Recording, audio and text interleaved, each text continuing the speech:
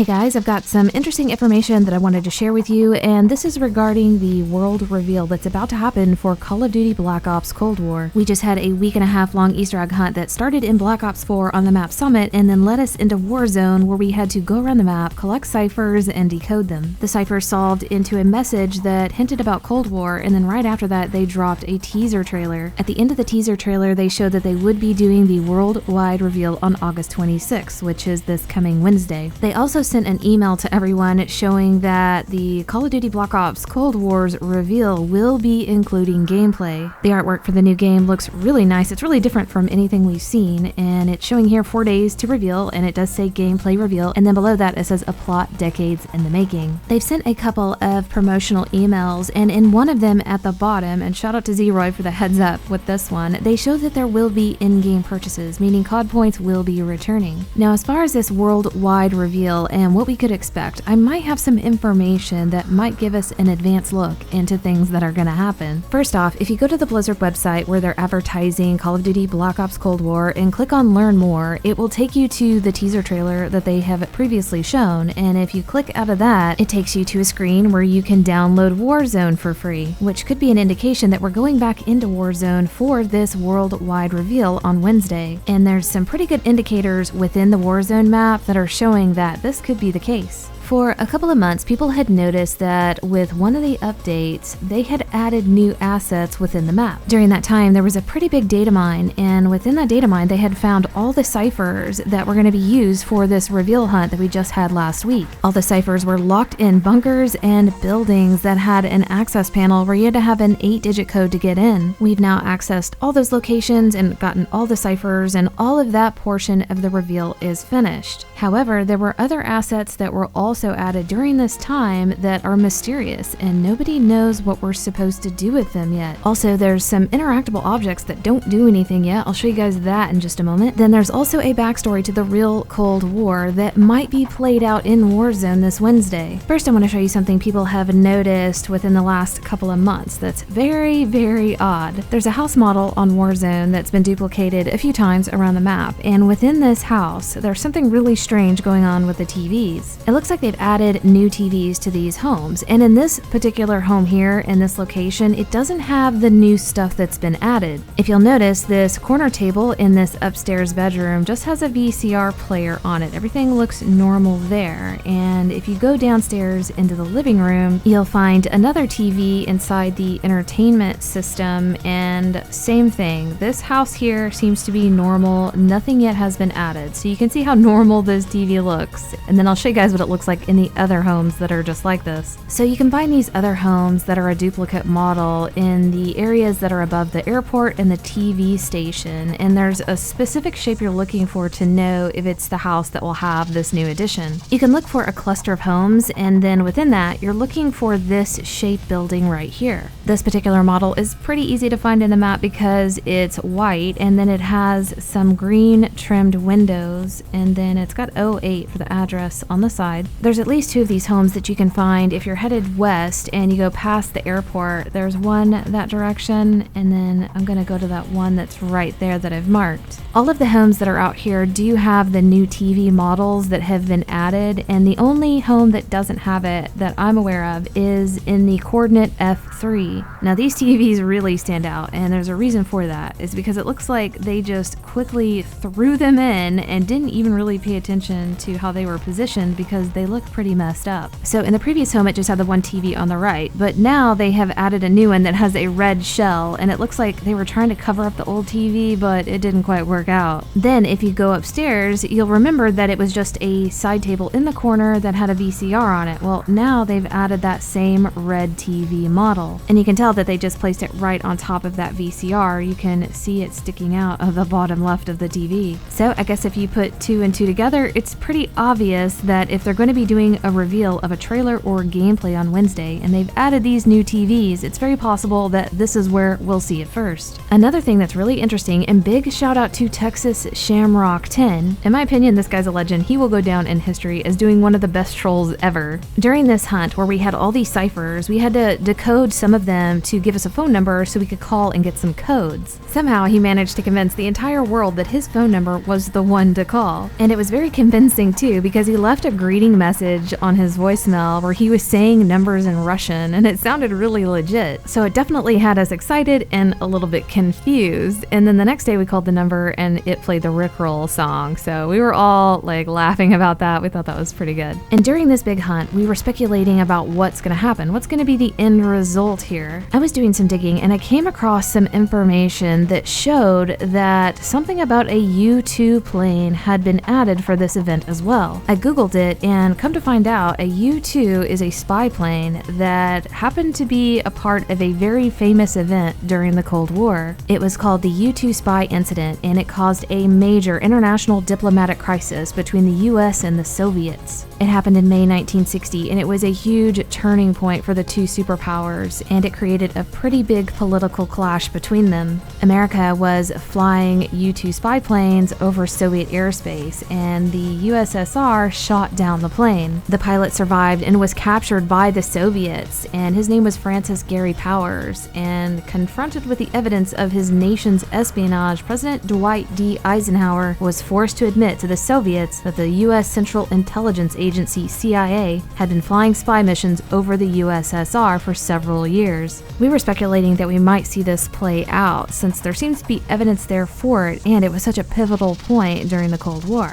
Then we got more evidence that we might see something happen like this in Warzone whenever they revealed the artwork for the game. And shout out to Texas Shamrock, he noticed this. Up in the right hand corner and on the left side of the shirt, it shows that it says caught red-handed. If you look that up, it shows that that's referring to the U-2 plane incident where the plane was shot down over the USSR and America was caught red-handed. So we've got some small evidence that we might see something related to this in Warzone, and it's possible that it was just completely cut. Also, the way that his plane was shot down was by the use of surface-to-air missiles. And I know there was a lot of speculation that we might fire off the missile that's inside of Bunker 10. And the question is, why would we even fire it off? If you did, it would just go up into the sky and it's not going to come back down and land on the map. That doesn't make sense. And we were questioning, would we be using it to shoot down the spy plane? Well, that doesn't make sense either, because this missile is an intercontinental ballistic missile and it's designed for nuclear weapons delivery to the other side of the world. And Gary Powers' U-2 spy plane was shot down with SAMs, the surface-to-air missiles, which are much different than this ICBM. Also, it shows that this model is not complete. What you're seeing here is just the midsection. They have not added the top or the bottom to it. So if it's not a full model, I'm not sure if we're ever going to see it emerge out of this silo. However, there are surface-to-air missiles that are on the map, and you can find them on top of the prison. Don't know if they're going to become active or interactable, but they're certainly there. In addition to all these TVs that have been added and the info that there's a U-2 spy plane somewhere, we also have some other questions that are unanswered. One of them is inside of the prison in the guard posting area. There is a table with these monitors and a keyboard, and if you go up to it, it gives you a prompt to enter a password. You can interact with it, but it doesn't do anything. If you guys know anything about this, let me know. I was live streaming when we came across this, and nobody in the chat knew what this was or had ever seen it be interactable before. So we've got this mystery here, and then we also still have the second door behind Bunker 11. We've been able to gain access to the first door, but when you go in, there's another bunker door with another access panel that needs an 8-digit code. So at the very least, we might see something with these TVs on Wednesday, and maybe even something with zombies. I will definitely be enthusiastically streaming that day, and I hope you guys are excited too, and we'll see you next video.